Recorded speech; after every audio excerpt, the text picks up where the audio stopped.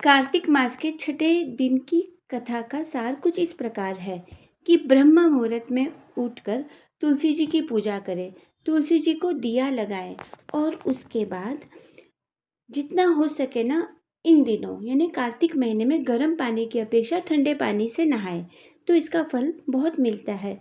और उससे भी ज़्यादा यदि हमें पुण्य प्राप्त करना है तो बाहरी कुएं के जल से स्नान करने से होता है और उससे भी ज़्यादा पुण्य मिलता है बावड़ी के पानी से नहाने से। और उससे भी अधिक पुण्य मिलता है तालाब में नहाने से और उससे भी ज़्यादा पुण्य मिलता है झरने बहते हुए झरने में नहाने से।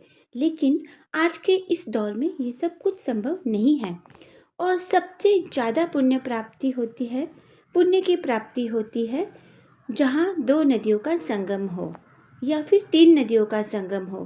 तो यह सब कुछ हर इंसान के लिए पॉसिबल नहीं है।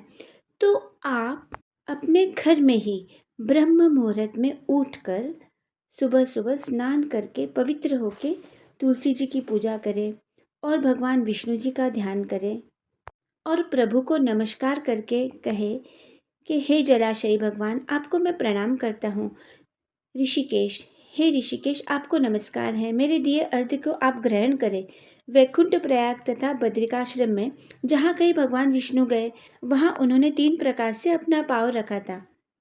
वहाँ पर ऋषि वेद यज्ञों सहित सभी देवताओं मेरी रक्षा करते रहे।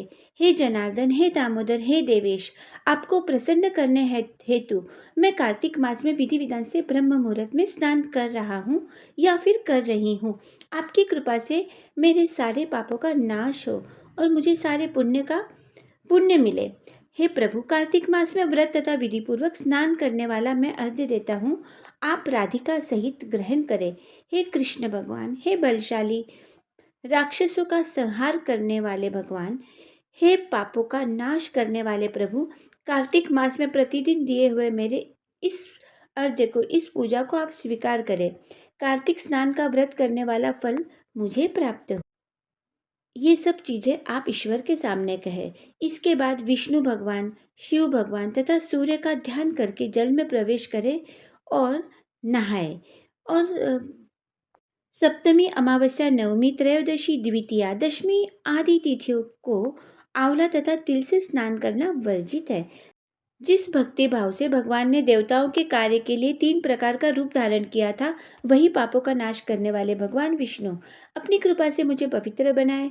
जो मनुष्य भगवान विष्णु की आज्ञा से कार्तिक मास का व्रत करता है, उसकी इंद्रादि सभी देवता रक्षा करते हैं, इसलिए वह मुझको पवित्र करे। बीजों, रहस्यों तथा यज्ञों सहित वेदों के मंत्र, कश्यप आदि ऋषि, इंद्रादि देवता मुझे पवित्र करे। आदिति आदि सभी नारियां, यज्ञ सिद्ध सर्प समस्त औषधियां व तीनों लोकों के पहाड़ मुझे पवित्र करे।